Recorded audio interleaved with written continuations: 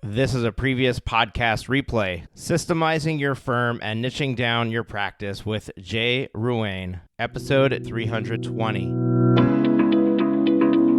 Are you ready to make your law firm a profit-generating machine that will free up your time and skyrocket your impact? With more than 2 decades of business growth experience and having proven that you can be successful while prioritizing your family and your impact, introducing the Profit with Law podcast. I am your host, the creator of the Firm Differentiator 10X Effect, Moshe Amsel.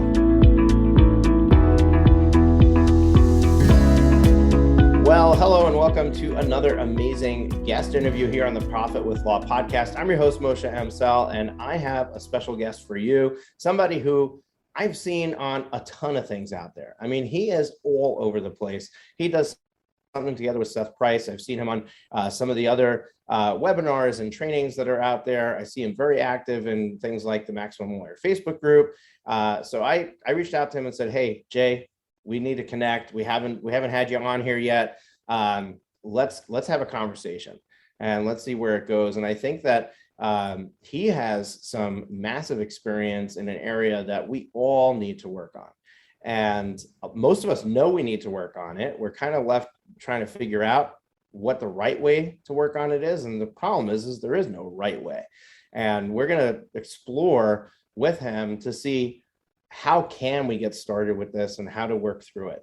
Don't forget to just sign up for a free coaching session with one of my coaches at profitwithlaw.com/free coaching. We'd love to support you there. So who am I talking about? Jay Ruane is my guest today. He is a nationally recognized expert in digital and social media marketing for lawyers. In addition, he's an Amazon best-selling author in the law practice management category. For over 20 years, Jay has handled the business and marketing development for his firm and all of his verticals, taking a successful solo practice to consistent 7-figure revenues and launching multiple practice groups. Jay also is a serial legal entrepreneur who has launched a social media marketing agency for lawyers and an automated daily accountability SaaS product. In his time working in the law, Jay has worked on 2 innocence cases that have successfully litigated and achieved full exonerations for men wrongfully convicted of murder who were sentenced to life in prison. So I'm excited to bring Jay on, but before we do that, we're going to take a brief moment here and share a word from our sponsors. Finding amazing employees is the toughest job for any business, and especially for a law firm. You deserve to be the law firm owner you've always wanted to be, but you can't get there without a great team. Get Staffed Up helps you build your all-star team by staffing your law firm with incredible full-time offshore virtual assistants. Work with Get Staffed Up to save money and your biggest resource, time, while they find you the best English-speaking VAs in the world. #delegate your way to freedom. To learn more, go to profitwithlaw.com/get staffed up. profitwithlaw.com/get staffed up. Thanks to our sponsor, Smith AI. Smith AI is a superior virtual receptionist service for small businesses. They specialize in working with solo and small law firms. I discovered Smith AI a couple of years ago and was blown away by the range of services, which are available at a cost any attorney, even those of you in the smallest solo practice, can afford. Their friendly receptionists respond to potential clients in English or Spanish, screen and schedule new leads, and even take payment for consults. The best part is, they don't just handle these conversations by phone. They also have live agents and chatbots capturing leads on websites and via text message. If there's one growth hack to your practice, this is it. Smith's friendly gatekeepers can staff your front lines. They'll capture new leads while you work uninterrupted. You can finally have the peace of mind that while you're working, you're not missing out on future work. Plans start at just $210 a month for calls and $140 a month for chats. They even offer a totally free chatbot, so there's no excuse. Try Smith AI today and see for yourself why attorneys like Justin Nickel in Colorado say Smith AI receptionists are the secret to business growth and client happiness. Smith AI offers a free trial, and podcast listeners can get an extra $100 discount with promo code PROFITLAW100. That's PROFITLAW100. Sign up and learn more at www.smith.ai. Trust me when I say, Don't let another day go by. Try Smith AI. And we are back. Jay, welcome to the show. Moshe, thanks so much for having me. I'm glad to be here. Listening to that introduction, I'm exhausted. There's a lot of stuff in there. So I'm yours today. I'm happy to talk about pretty much anything. I try to live my life as much of an open book as possible. So fire away. Awesome. Jay, thank you so much, first of all, for taking the time to be with us. Believe it or not, there are going to be some listeners who haven't heard of you. So I love to start right there at the beginning. Let's just give you that easy, wind up that easy pitch, lob it right over the plate. Let's hit that ball. Tell us a little bit about yourself and who you are and how you've come to where you are today. Okay, so my name is Jay Ruane, and I run a law firm here in Connecticut. I started off my career years ago being a public defender, fighting the good fight in the courthouses every day. After about 2 years of doing that, I got passed over for a job. I was back when I was a public defender back in the late 90s. I was making $100 a day, but I was doing what I loved at that point. So I wasn't making a lot of money, but I was doing what I love. I got passed over for a permanent job, got upset with that, and quit on the spot. Walked down the street to my father's office. My father was a solo who had some success, but really hadn't put two and two together business-wise. He couldn't offer me a job, but he and his office mates had an empty desk in the corner that was covered with phone books. So they said, you throw out the phone books in the dumpster out back, and you can use that desk. So I went to work. I hung a shingle and really have sort of, thrown myself into the business of law merely because I needed a way to eat and pay my student loans. There wasn't anybody going to do it for me. So I would work all day hustling in the courthouse hallways, trying to make a buck. I found early on in my career that the clients with DUI cases were the ones who could afford to put a fee on a credit card. So I sort of gravitated towards that. And I found a lot of the science interesting, which was shocking to me, having not really been interested in science at all in high school or college. But I got really deep into that DUI defense community for a number of years and built up a pretty successful practice, became president of my state criminal defense lawyers association.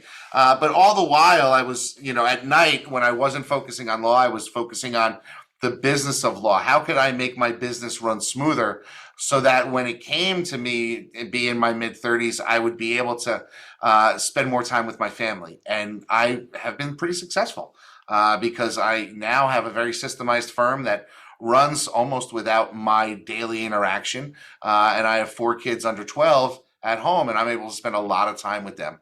So what I put into place starting, in the year 2000 is finally coming to fruition.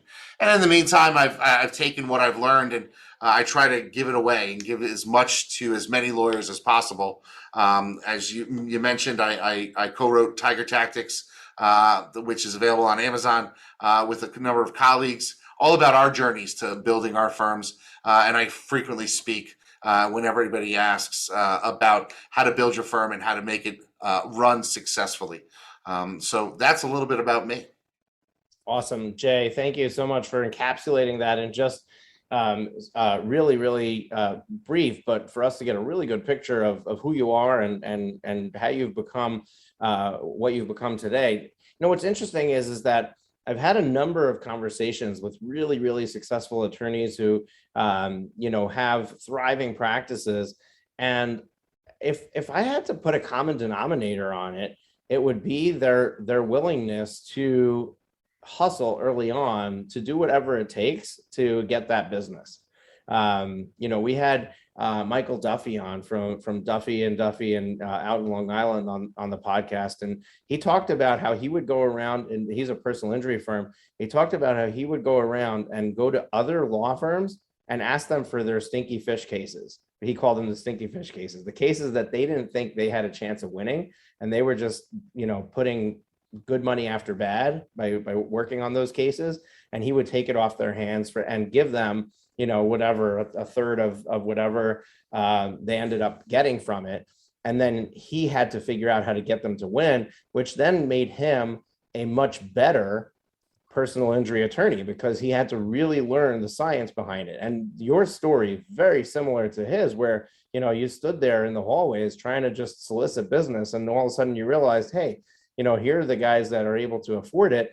Let me figure out how to hone in on this. And then you had to become really good at it in order to be able to win their business. And you've done that.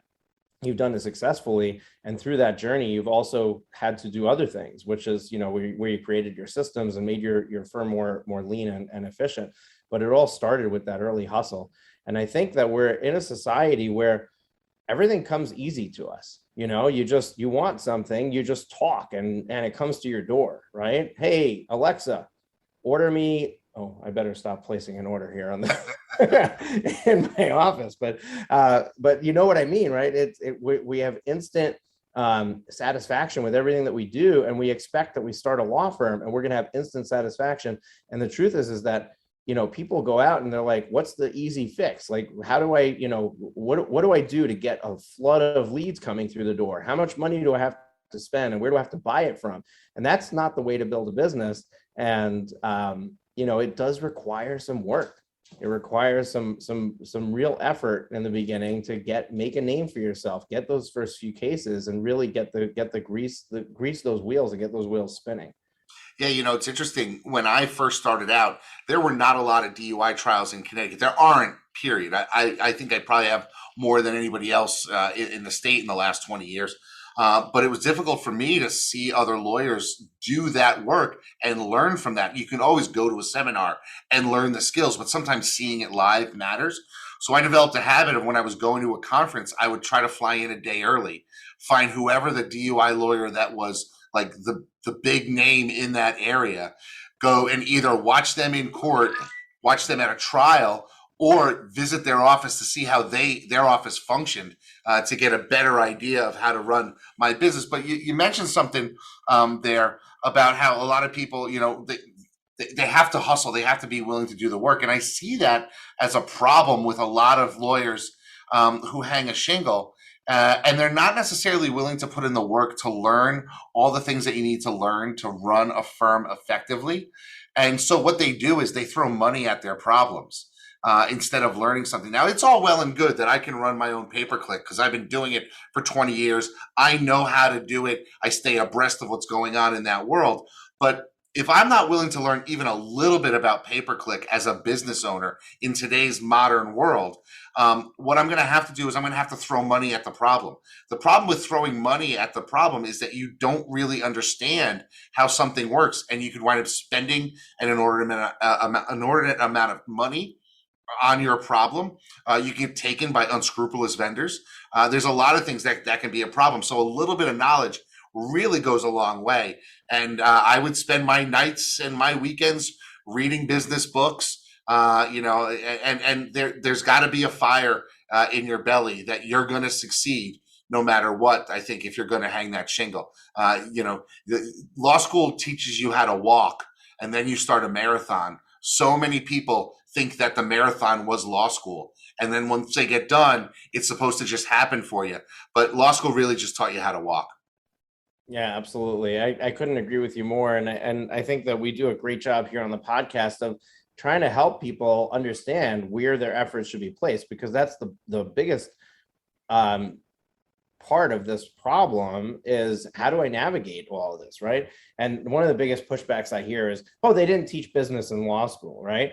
Well, let me tell you, I went to business school. They didn't teach business in business school, right? So you know, we're all on the same page, which is, you got to learn from experience. You got to learn. There's only so much that somebody can tell you what you need to do, and then you actually have to go and do it. One of my coaches uses this as an example. He says, if you read a book on how to swim, and you read it from cover to cover, you study it. I mean, you can ace a test 100% every time. You get all the questions right. You know exactly what needs to be done. Until you actually go in the water and swim, you don't know how to swim. And really, that's what happens is we invest so much time and money and effort in listening to people and going to conferences and trying to, learn from others or whatever. But until you actually do it, until you actually say, okay, I'm going to take what I've learned, I'm going to execute on it, I'm going to try to make it happen, you actually don't know how to do anything. You'll be able to speak the speak, but you won't be able to walk the walk. And I think that that's what you're saying is, you got to figure out how to get out there and do it and execute on it. And one of the other things I found is the people who achieve rapid success. Like I've interviewed people who like went from nothing to really successful law firm in 3 years, 5 years. Those people, if you ask them like, what did you do? They said, well, I kept trying things. Yeah. I didn't let failure keep me down. Every time that I wanted to try, I just tried it. I just did it. We did it. We learned it didn't work. We didn't do it again. We learned it worked. We did it again. And, that's really what it takes, is just continuing to take action. Unfortunately, so many of us, we take an action, we get a negative result or a result we interpret as negative, and then we sit on the sidelines for 3 to 6 months. And then we get the courage to try again. And the truth is that you just need to keep trying. You just need to keep trying. Yeah, you got to have a short memory. That's, short memory. I love that. And you got to you have to have a bias towards action. And a lot of people are hesitant. And I think naturally there is some hesitation because you're putting yourself out there and you're worried what other people might think about you. So there's some negative pressure upon you. I think also our training as lawyers, we have a tendency to overanalyze things. But, everybody who's in a professional services organization who wants to start one or make theirs better, you've interacted with other service organizations over your entire life. You see what other organizations, other industries are doing that you love, that you hate. And if you just take a step back and start to think about those things, you can apply those principles to your own practice. There's a reason why fast food chains generally are successful, right? And they're able to hire lower wage, and despite everything that's going on, generally speaking, they can hire a lower wage employee because everything is systemized. Well, you systemize everything you can in your law firm, you're going to have a more reliable ability to hire people reliably because you're taking out a lot of the need for thought in the things that they do.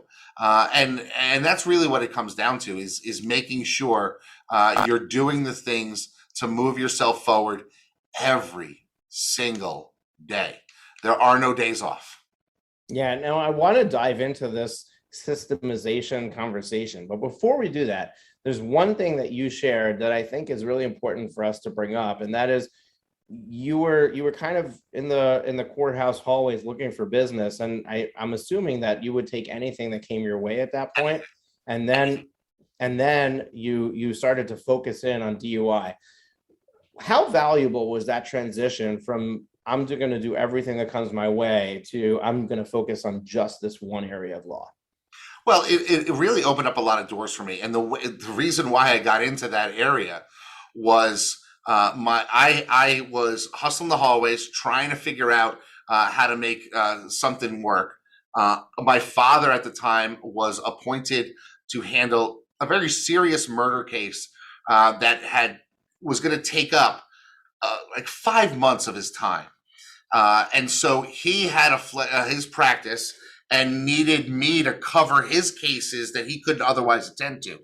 And I had nothing going on. So I was like, well, I'll cover your stuff in the morning, but in the afternoons, I'm going to figure out how to make this business pop. And my brother had just finished his first year of college and had taken an intro to HTML class and said, I can build you a website, but we need to have a purpose for the website. And so I said, well, I'm going to be a lawyer. It's a lawyer website. And his response was, that's going to be way complicated. Let's see if we can just find one area of law that you can do, and then we'll build it around there. And if you go on the Internet Archive and look for ctdwi.com, it is the ugliest website you will ever see. I had opening and closing file cabinets. I had a flashing police light. I mean, it looked like Homer Simpson's website. It was gross. But by putting that information out, and it's funny, some of the content from that website is actually currently on one of my websites now to this day. So, there is some lasting power to writing good content.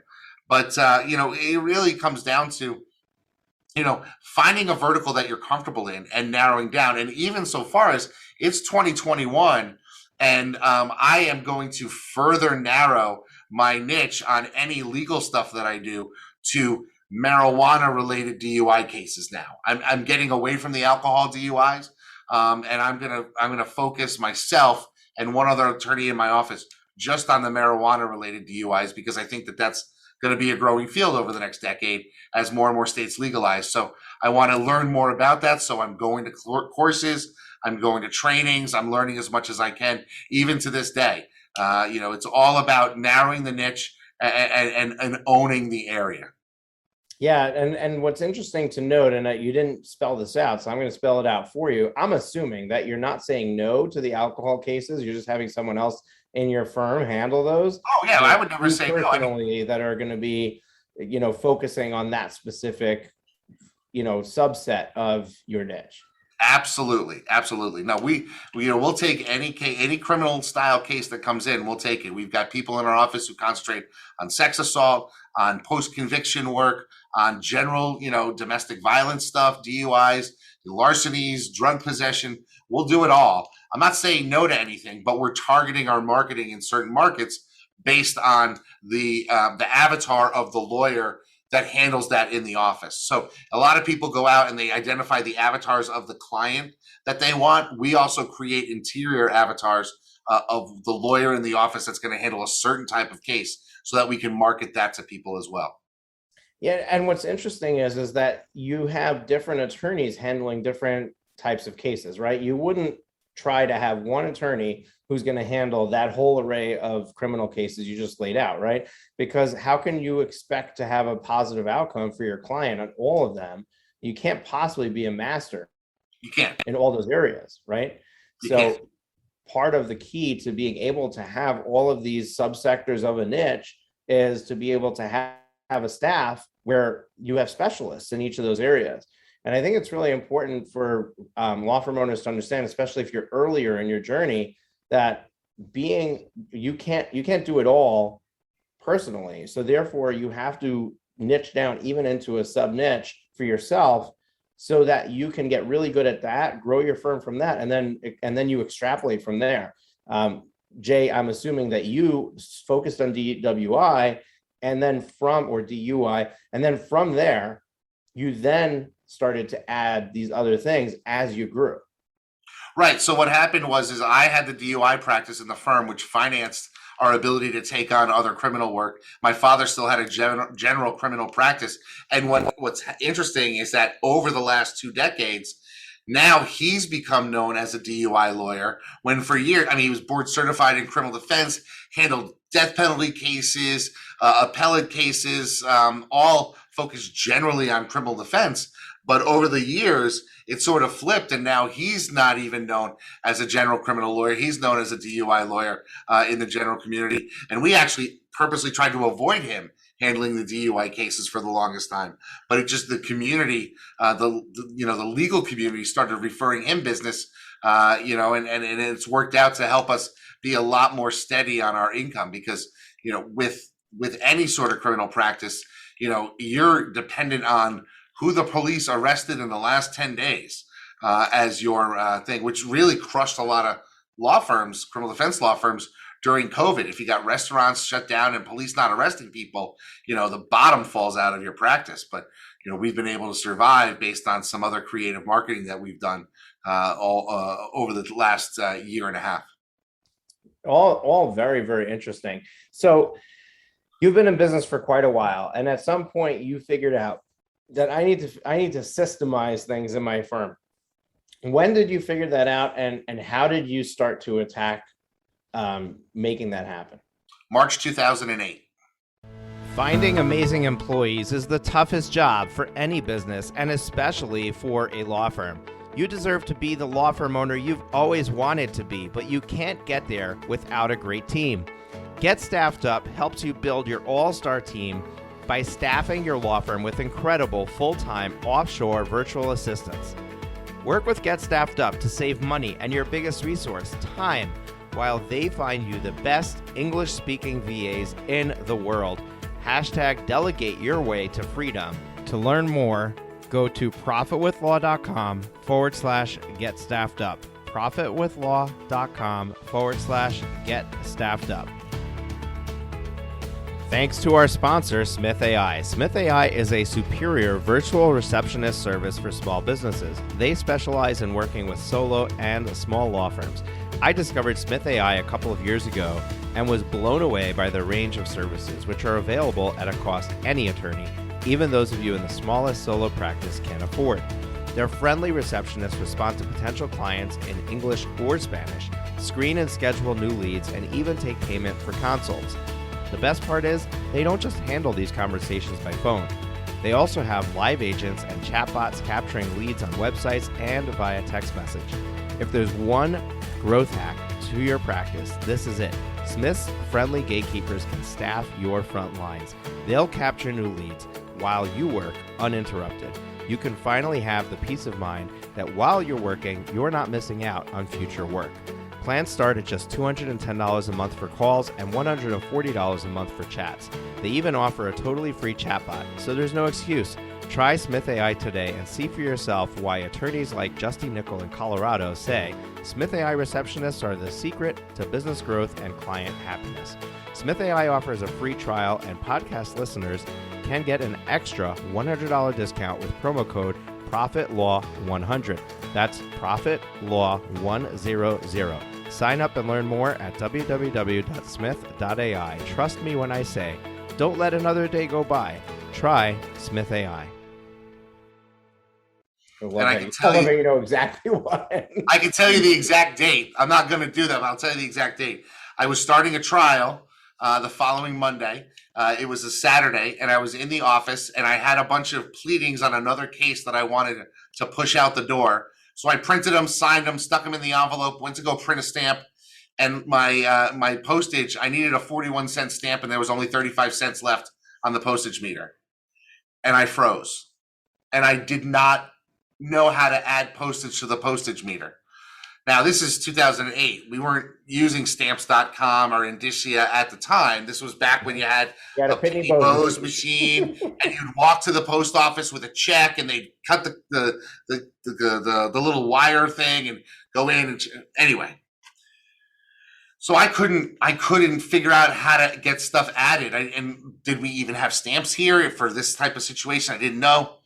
So I got a little frustrated, and I left a note for my assistants. I had two assistants at the time in the office, and I said, look, first thing you could do on Monday morning, put this in the mail because it's got to get out today.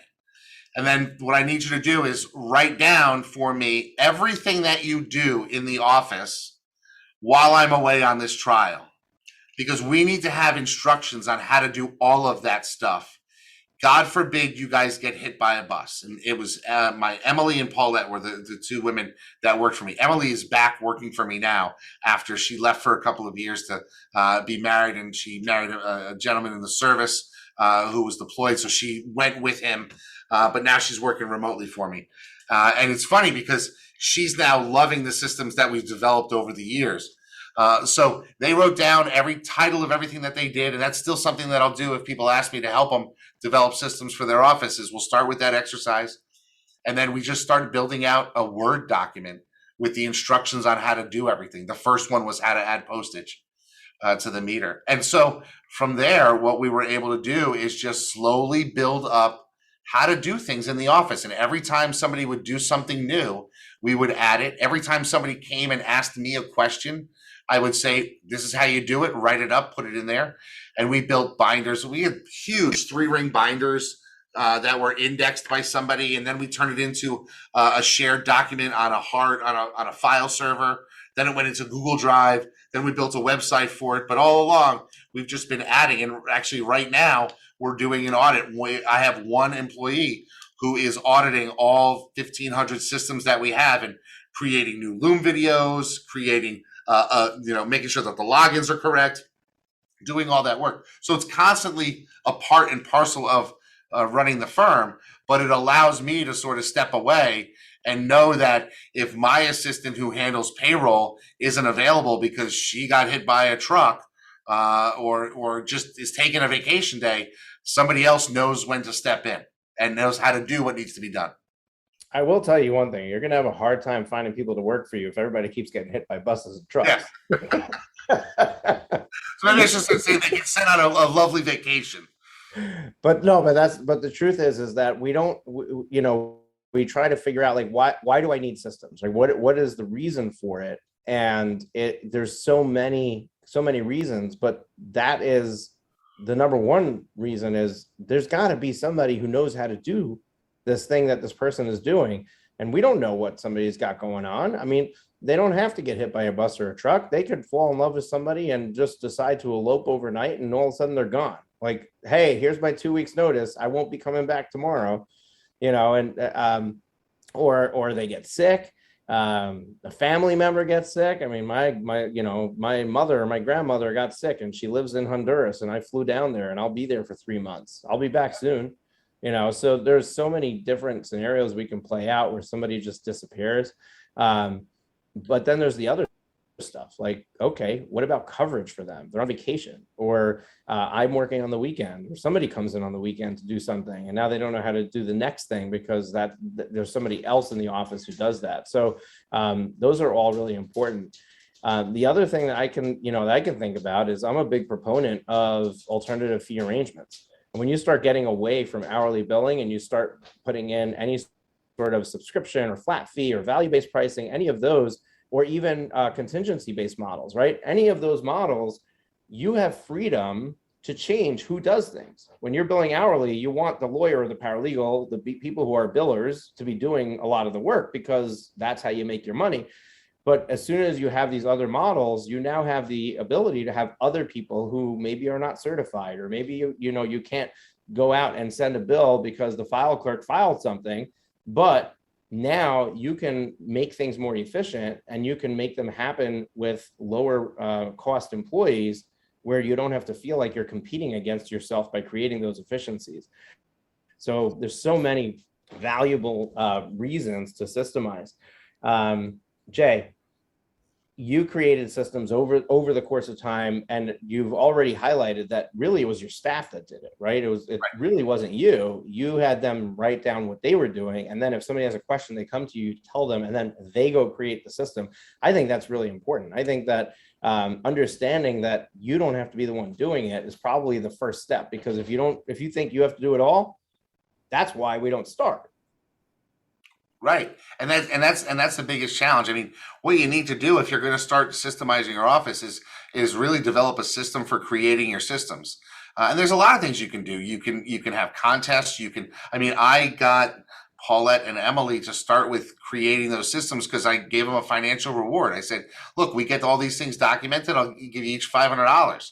And they were young and they didn't have boyfriends at the time, and said, hey, we're going to stay here on Friday night and just bang these things out, and we're going to get to go out together to the casino with the $500 you're going to give us on Saturday morning. I said, sounds good to me. Let's get this done. And so really the first rule of any business owner is to look to see what you can use, what talent you can leverage. And trust me, the people who work for you, who do these things every day, who are filing motions or pleadings, and who are creating documents to get out to your clients, opening up your files when you have physical files.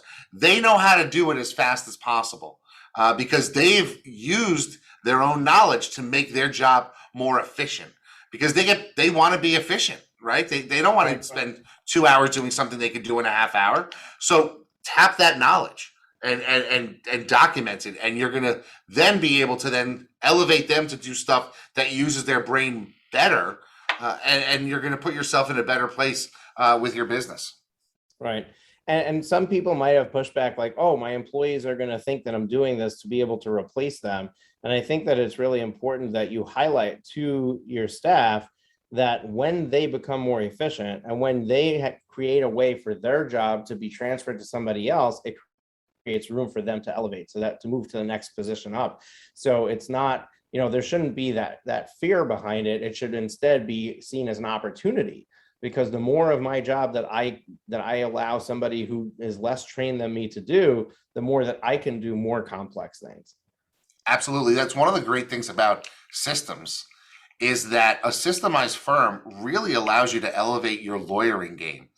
For me, when I would work a DUI file, I would want it set up a very particular way. I would document all my I was a big proponent of the chapter method of cross-examination. I'm a huge Terry McCarthy fan, and I've got to train with Terry over years. And it was lovely to have that sort of one-on-one experience with just a giant in cross-examination.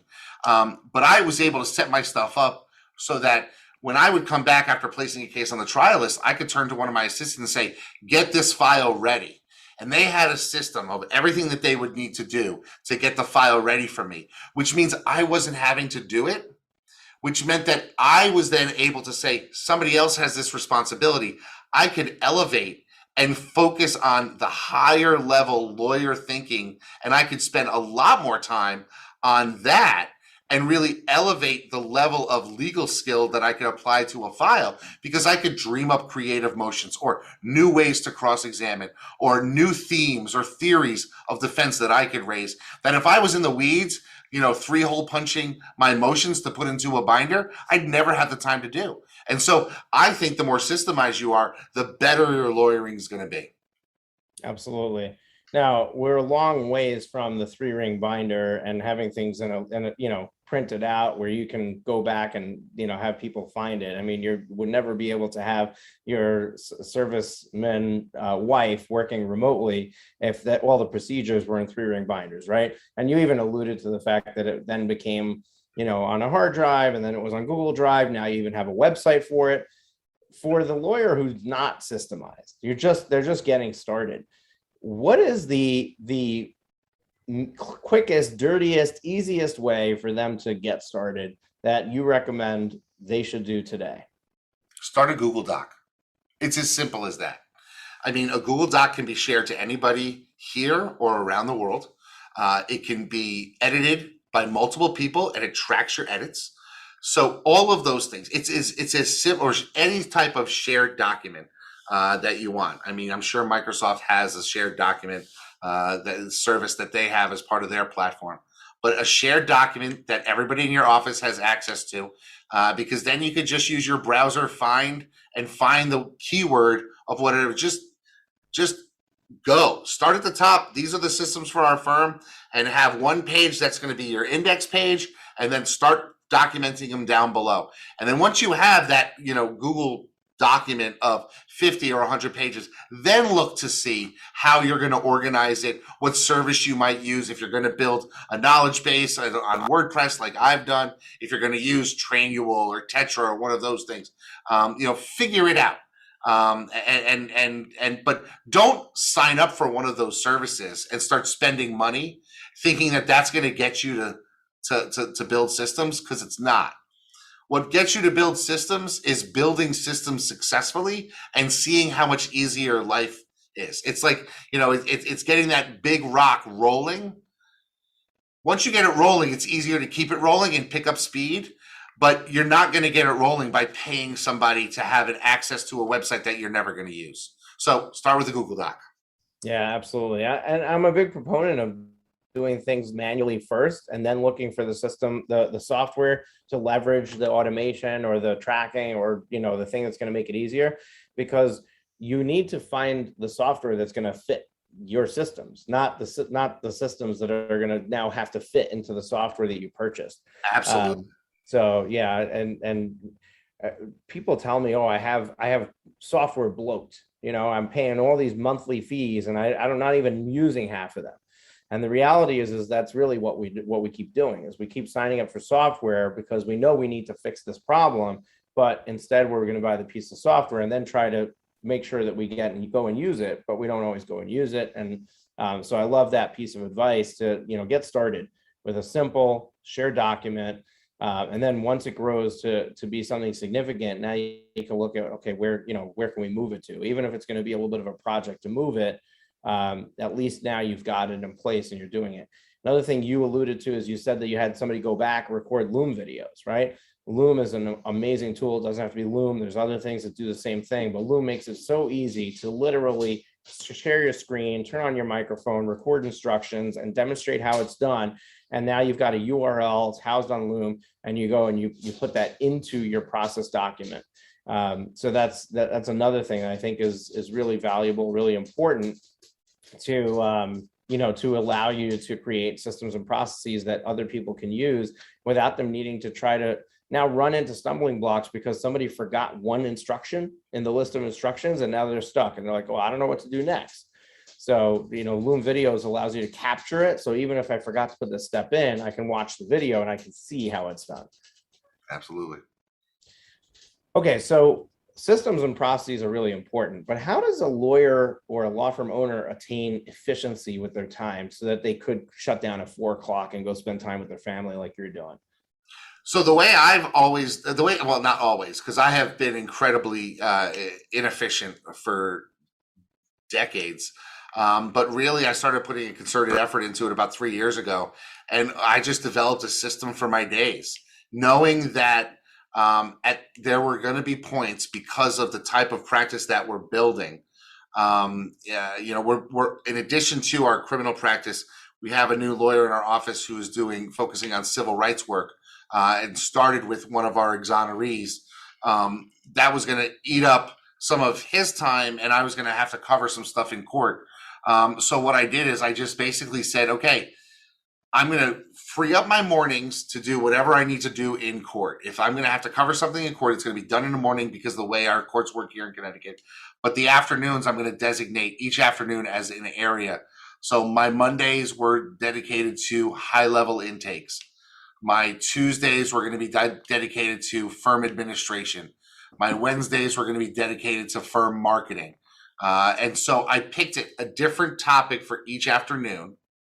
And then Friday afternoon was my catch-all, with a hope that I was able to catch up with everything and be able to boogie out, by 2 or 3 o'clock on Friday to spend more time with my kids.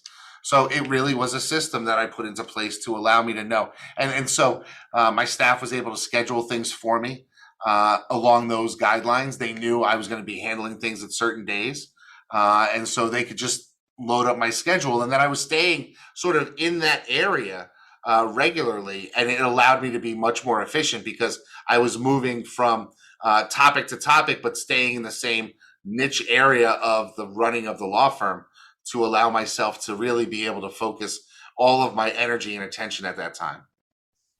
Yeah, I love that concept of creating these blocks where you're going to do that specific thing. As a matter of fact, one of the things that we just did, I had Thursdays was my recording days for podcasts. And the problem is that I can do multiple recordings on a Thursday, but then the next Thursday I'm on the hook for the podcast again. When I went back to my team, I said, look, we only need 4 recordings a month. Let's do a 5th. So we start to build we have a queue that's built, but I want 1 day a month recording guests. I don't want to dedicate every Thursday for that. So as you get better and better at blocking that time, you get better and better at using that time and making it work. Now I'm moved my recording days to Tuesdays. So we're actually recording this on a Tuesday. So I'm doing 1 Tuesday a month, and that's it. There's a ton of value in doing one specific type of function in a block of time, because that allows your brain to be in that mode and work in that mode during that time. And our brain has so many different functions that it does. And every single thing that we do processes differently. And every time we need to switch from one type of process to another, we have to get into that mode. And it's called context switching. So we lose productivity during that context switching. So I love that you've already done that. That's how you have created that efficiency. Now, what about sticking to goals and making sure that you continue taking action? I mean, we spoke about that earlier, and one of the problems or challenges that law firm owners have is, I know what I need to do, but for some reason I don't actually go and do it. Now, we might say we don't have enough time. We might say something else has a higher priority. How do we stick to the things that we know we need to do to continue to grow our business? So I ran into this challenge myself. This was one of the biggest problems I've had over the last decade or so, as I've had kids, and I'm being pulled in a million different directions. And it was especially bad last year in March and April. We had our kids closed, school had closed, they were home all the time. Our offices were closed. I was home all the time. And so I was being pulled in a million different directions. So I actually turned to my brother, who helped me build that first website years ago. I said, there has to be a way for me to automate my accountability, because setting goals was never a problem. It was accomplishing goals. I could have a list of a million things to do, but what I needed to do was have somebody who can basically stay on my butt and make sure that I got those things done. So I determined, there's things like Commit to 3. There's other sort of accountability programs that are out there. And I said, look, I want to make sure that I bang out at least 3 things every morning and 3 things every afternoon. And if I can do that, I can end the day and know that I feel accomplished. So he went out and said, I've got a couple of different programs I can use to automate this. I'm going to send you some emails, and this way you can check in. And we did that for about a week. And I said, yeah, I'm getting those emails and just ignoring them because it wasn't really working.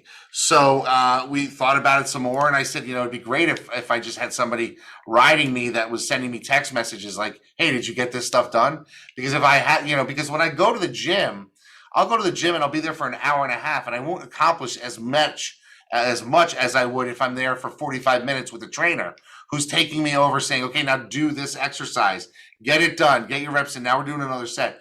So what I really needed was an accountability coach. So he actually worked with me, and we developed this new platform called Finalize. And Finalize is an automated daily productivity coach that just basically asks you every night, what do you need to accomplish tomorrow? And then we'll blast you a text message in the morning saying, get these 3 things done, and then check in with you. Get it. How are you doing on your morning tasks? Here's your afternoon tasks. How are you doing on your afternoon tasks? And every night it checks in with you. It never takes a day off. And it's just a way for me, really, to make sure that I am getting constructive things done every day to move my firm forward.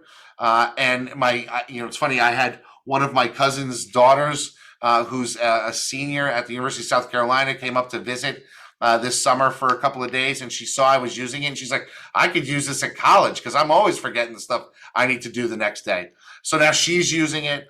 A number of people have signed on to use it. It's a great little tool, sort of, to make sure that you're staying on task, and not only staying on task, but you're accomplishing it, checking it off your list. I mean, if you do 6 things a day over the course of a 30-day month, that's nearly 200 things that you've done concretely, decisively to move your business forward. It's over 2,000 in a year. So it's a great way to sort of elevate your game.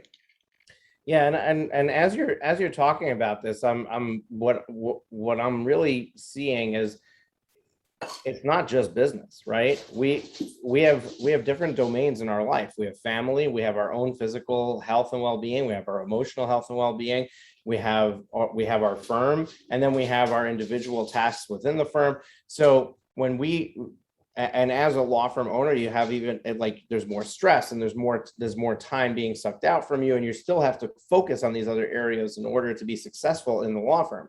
If you're not successful in your family life, it bleeds back into the law firm. If you're not successful in keeping yourself healthy, it bleeds back into your productivity every day.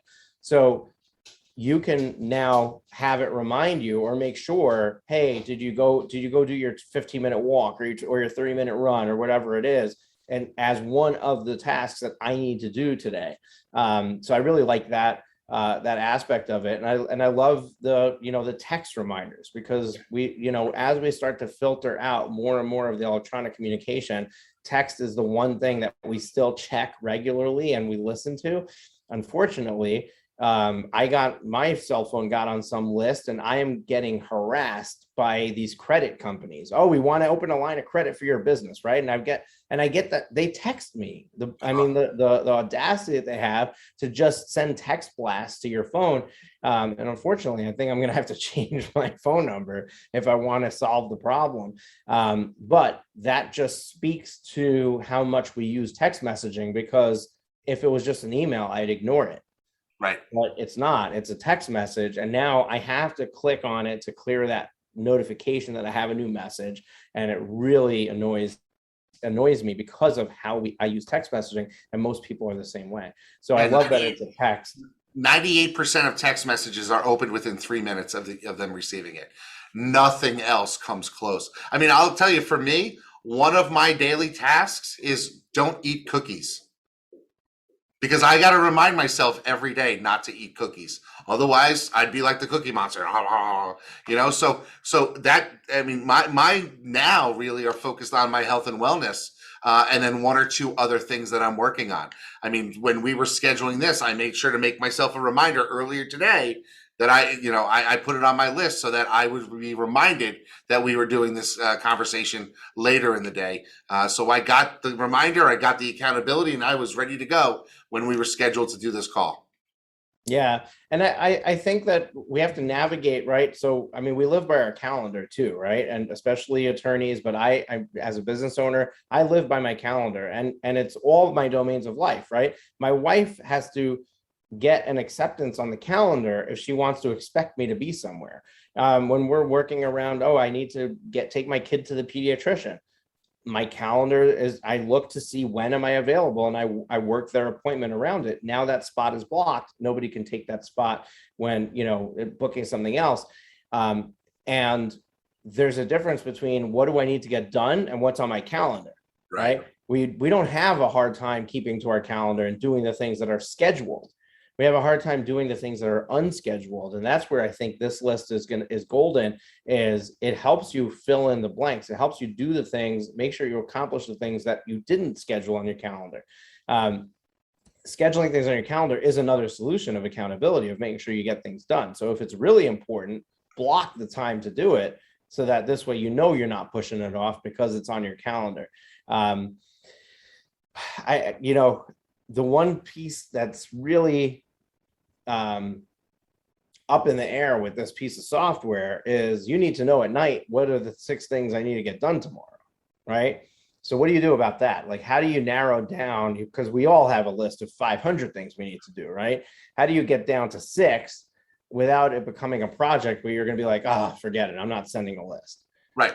So the way I approach it, and a lot of our members have approached it, is each one of the 6 things is a different category. So I start with number 1, critical work function. Whatever it is, it may be, making sure that the taxes got paid, or whatever my critical work function is, reviewing my insurance. Next, it's important work function. Then it's business marketing task, business networking task. Then it is personal health, and then personal wellness. So those are my 6.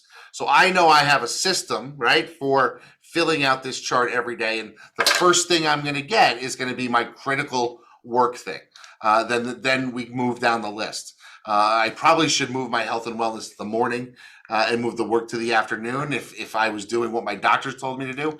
But, I focus on making sure that this system approaches it so that I am able to accomplish the things that I want to accomplish. Now, there are days where I might put a third important work thing into that business marketing slot that I've set for myself, because I got a lot of stuff on my plate. But then there are days where I will leave one of those things empty and say, I don't have to work on anything on this topic today, and take that time to work on something else. And so it's really all about utilizing the tool as best for you and your needs.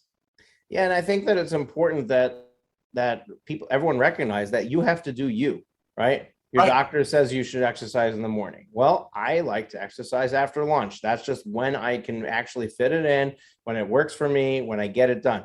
You know what? That's better than not exercising at all. So you don't have to be perfect to what the world around you wants. You just have to get the things that you need to get done whenever it's going to make sense for you to get them done. And I think that's really the most powerful part of this tool, is that you get to decide what's on my list. You get to decide when during the day am I going to get reminded about it, so that you get your accountability the way that you need it. I love it. I think this tool is great. So Jay, if somebody wants to find out more about that tool, or to sign up for it and try it out, where should they go? They should go to finalize.com. It's FINILIZE. It's all I's in it. Finalize.com is the tool. It's super cheap. It's like a lot of things that I do, I'm not in this to make money. It was a tool I needed, and we figured out how other people might be able to use it. So it basically covers its costs. But it's been a tool that's helped quite a bunch of people over the last 6 months as we've gone through beta stages and the like. And so I'd encourage anybody to try it out. A 3-day trial is only $1. So, you could try it out for 3 days. If it's not for you, sign up. All you have to do is sign back in and cancel, and you won't lose anything more than $1. Yeah, I'm gonna try it out myself, and I encourage everybody who's interested to try it out themselves. We are going to put that URL in the show notes, so just click in your podcast description, click through to the show notes page. It'll be there for you. You don't have to remember it, because I know some people are in the shower right now. Some of them are out on for a run and all kinds of things. You're driving your kids around. Don't stop what you're doing and go to this website. Go finish what you got to do, but come back and the link will be there. Just click through and you can sign up. Jay, it's been an absolute awesome pleasure here. Great conversation. I really think that we had a ton of key nuggets and takeaways. Let me just ask you this. For any attorney who's listening to this, whether they're at the beginning of stages, whether they're quite successful, they're trying to figure out how to scale and leverage their growth, what is one key nugget piece of advice that you can leave them as we close this up? So one of the biggest things that I think a lot of lawyers need to recognize is that we are in this career for a long, long time. And unlike business people who invent a widget, then go overseas to get it created, and then they're worried about somebody improving on the widget and it going out of style, we are shepherds and stewards in our local communities for quite a long time. And the things that you do now may not have an instant reaction. You may not get that instant response that you're looking for. But as you build your name in your community, as you do things that help your law firm grow, it's going to make it easier for you to do things 5, 10, 15, 20 years down the line. So recognize that you might not see instant results. But, you also don't see instant results if you are 300 pounds and you want to get to 200. You got to lose that first pound before you can lose the second. And so that's what it's all about. It's about putting in the time and the effort and being consistent. And don't worry that you're not seeing your practice explode in 3 months. Because if you keep doing it, in the years to come, you will just grow and grow and grow and be the law firm that you want to be. Know what your vision is. Be marching without delay towards that vision, and just keep putting one step in front of the other. I love it. Awesome words of advice and wisdom from Jay for you. Folks, if you love this episode, I have one ask for you, and that is just take it and share it with one other person that can gain value from it. If each of my listeners shared this with one person, this podcast would grow exponentially. But more importantly, the time that we're investing to talk to you will now be expanded on, and more people would be able to hear that. So we would love it if you can just simply take this episode and share it with another.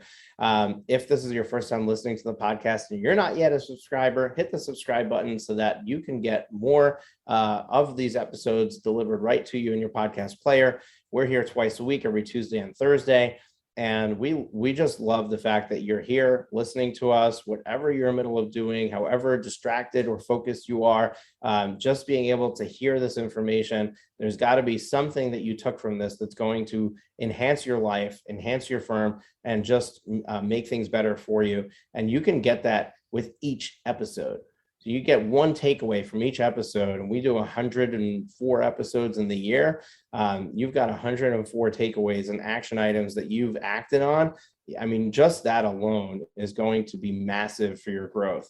And then imagine if you grow, take on that and you just expand on it. I mean, it just continues to propel yourself forward. So this podcast is invaluable to you. We try to keep it that way. We try to keep bringing you fresh, amazing content. And that's exactly what we did today with Jay. Don't forget to just sign up for a free coaching session with one of my coaches at profitwithlaw.com/free coaching. We'd love to support you there. So we appreciate your time.